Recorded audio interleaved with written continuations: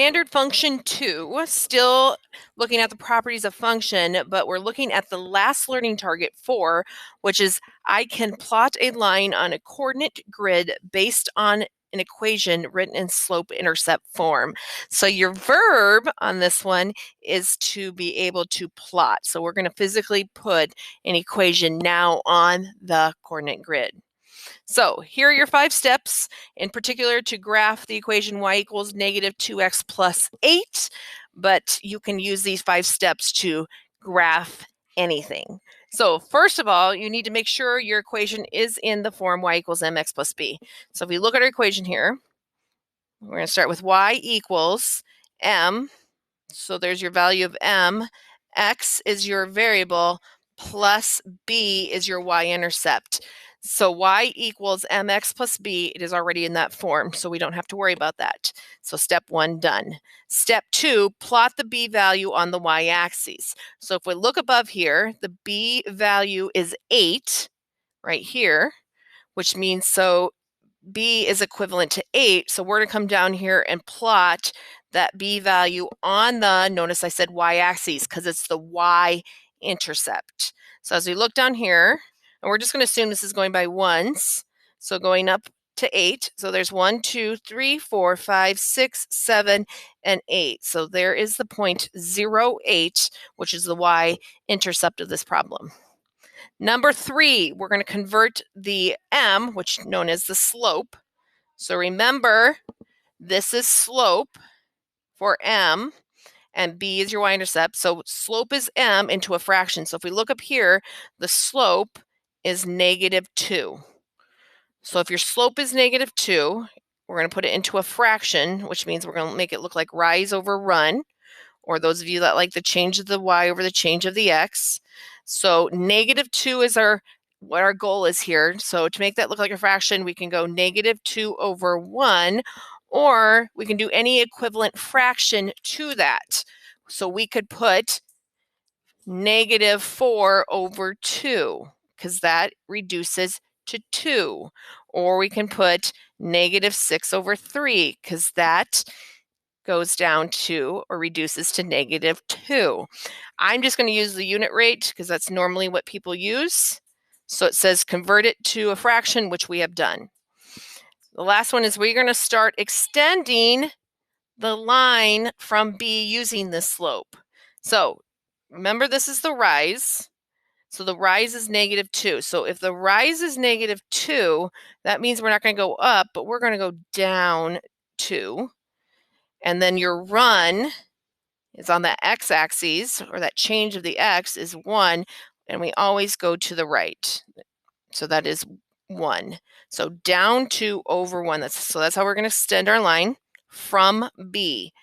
So down 2, 1, 2 over 1, down 2 over 1, down 2 over 1, down 2 over 1, down 2 over 1, down 2 over 1, and so forth and so on until you have made all your points.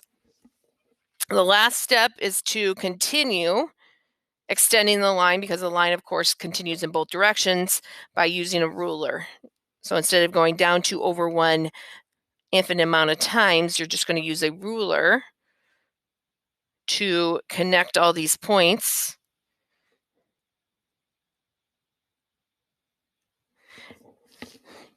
And make a straight line here. And notice that if it's not a straight line, that means that you did something mathematically wrong. So you need to go back and see if you counted down or up or left or right wrong, or what mathematically happened.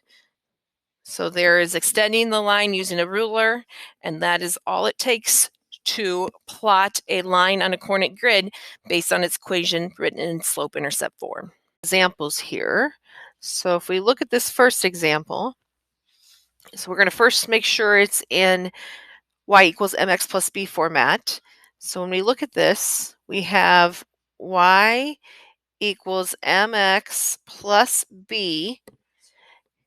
And then if we look at the equation here, we're going to see if it's set up like that. So we have y equals 3/4 x minus 5. So even though it's minus 5, It's still in the format of, sorry about that, mx plus b, because technically if I wanted to mathematically, I can change that subtraction sign to add a negative, but for most time we just like to put the -5. So first step, if we go back to what we talked about in the previous page, here is that we are going to plot the y-intercept. So in this case, the y-intercept is this -5. So we write it as 0, -5 would be our y-intercept. And then we're going to go ahead and plot that on the graph. So start at 0, 0, and we're going to go down 5, 1, 2, 3, 4, whoops, 1, 2, 3, 4, and 5. Go ahead and make a dot there. So there's our y-intercept. Next step is to make sure that the slope, or the m, is in rise over run format, or some of you might like it the change of the y over change of the x. So it kind of depends on which way is easier for you to remember. Most of the time when we're looking at graph, we say rise over run. When we're looking at tables, we do the opposite of, I apologize, the change of the y over the change of the x. In this case, it's set up as a fraction, so we don't have to worry about it. So looking at this, it says the rise is 3, which means this slope is increasing. So going up 3, and then we always go to the right 4. So go back to our y-intercept here, and we're going to follow that slope. So we're going to go up 3, 1, 2, 3, and over 4. 1, 2, 3, 4, and put a dot. Do it again. 1, 2, 3, 1, 2, 3, and 4. Now that's got 3 dots. If you want one more dot, you're going to go backwards here. So you're going to inverse or reverse your thought. So instead of going up, we're going to go down 3. 1, 2, 3. And instead of going to the right, we're going to the left. 1, 2, 3, and 4. And then the last step is to make a straight line. And I'd expect you to use a ruler.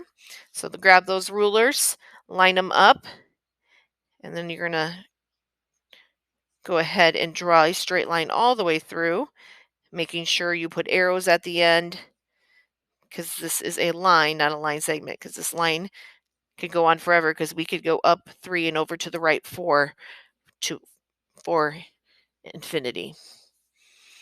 Next example, we have y equals 2x.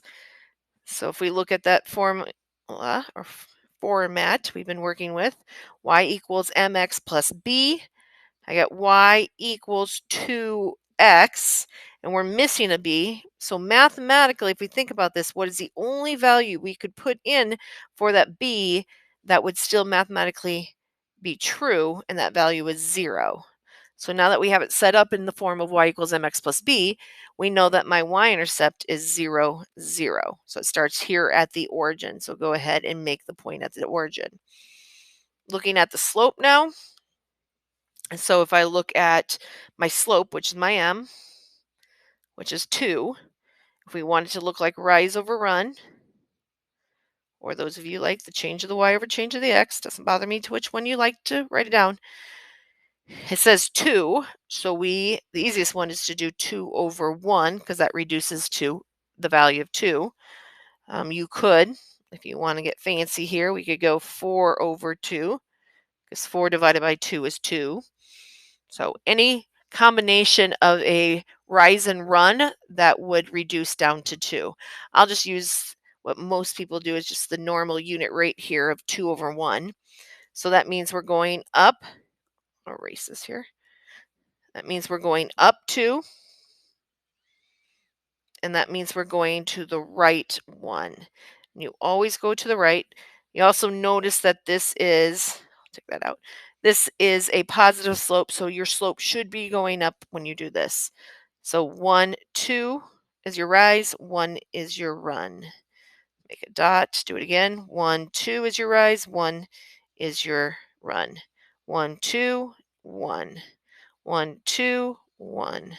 1, 2, 1. If you don't have enough dots, you're more than welcome to put them going the opposite way. So down 2 to the left 1, down 2 to the left 1, down 2 to the left 1, down 2 to the left 1, and down 2 to the left 1. You don't need that many dots, but in my case, oops, it's a lot easier to make a straight line on my pad here. So, whoops, I am just hitting all the wrong buttons. Go back here, I'll go to back black, and then I'm just going to connect as much as I can see here. Don't forget to put an arrow at the end because this line continues in both directions. And you have now graphed a line from the format of y equals mx plus b, which is your linear function format.